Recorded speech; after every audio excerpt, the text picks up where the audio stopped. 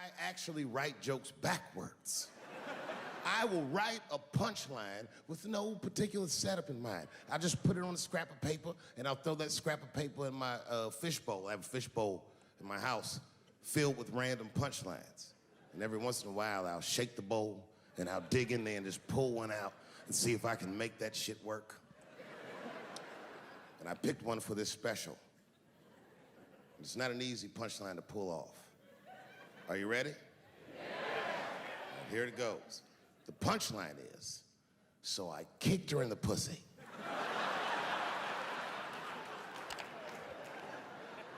I haven't finished the joke yet. I just know whatever happens in the beginning of the joke, at the end of the joke, for some reason, I'm gonna kick somebody in the pussy. And it's going to be hilarious. And you know what's weird? I've always been this talented. I can't remember a time when I wasn't. You know, when I was growing up, I was probably about 8 years old, and at the time, we were living in Silver Spring. Yeah. Yes. Whoa, what is this? This is the spring. Dave, you in on this? I'm in. I'll take a sip when you take a sip.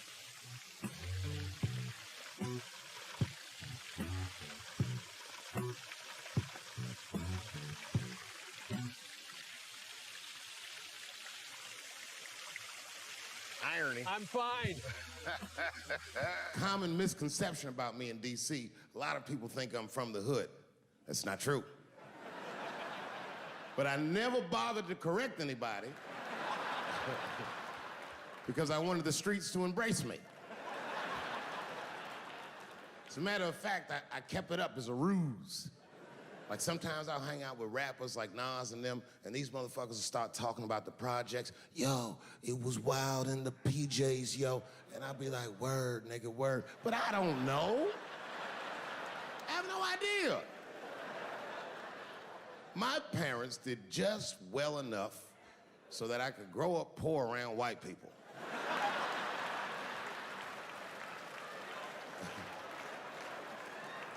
And to be honest, when Nas and them talk about the projects, nigga, I used to get jealous because it sounded fun. Everybody in the projects was poor, and that's fair. But if you were poor in Silver Spring, nigga, it felt like it was only happening to you. Nas does not know the pain of that first sleepover at a white friend's house.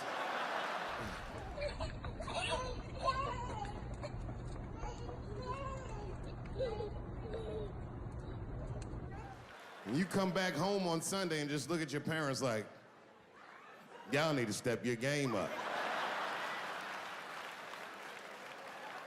Everything at Timmy's house works. Remember the first time you saw that? In a cold winter, and to be at a white friend's house and see the motherfuckers in their living room without their coats on?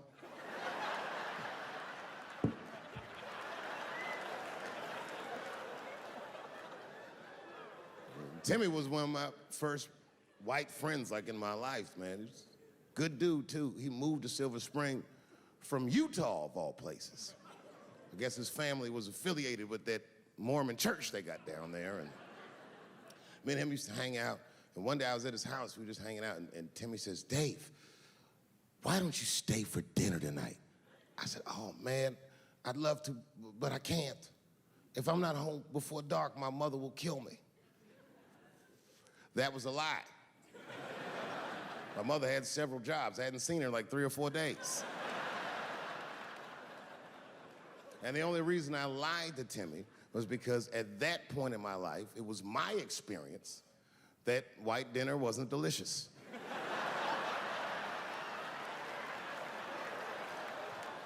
I'd rather go home and fry some bologna or some shit like that.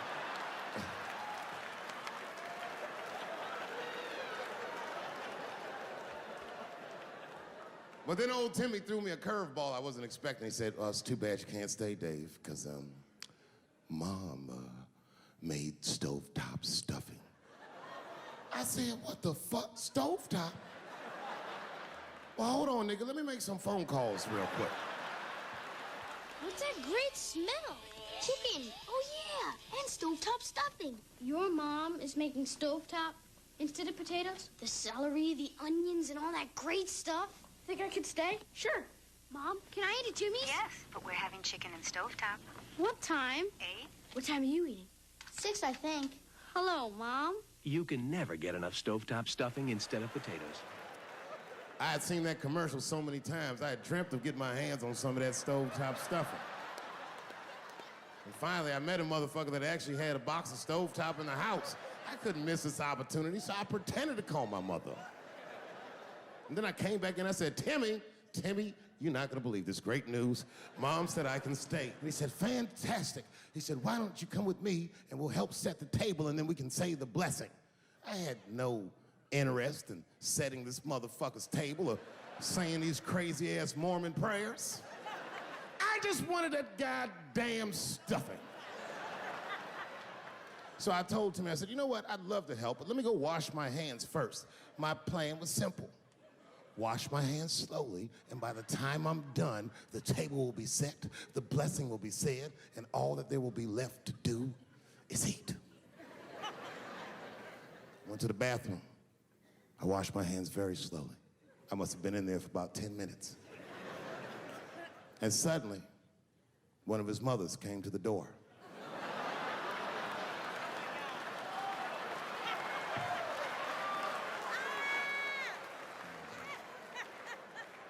She was like, hi, David, right? I said, yes, ma'am. She said, Timmy tells me that you're planning on staying for dinner. I said, I hope that's not a problem, ma'am. She says, no, it's no problem. In fact, we'd love to have you. It's just that we weren't expecting company.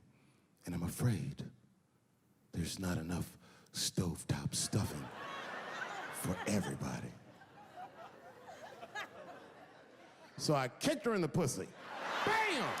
Ladies and gentlemen, I told you I'm dope, nigga. I told you what I was gonna say and you still didn't see it coming. And that's why I make the big bucks.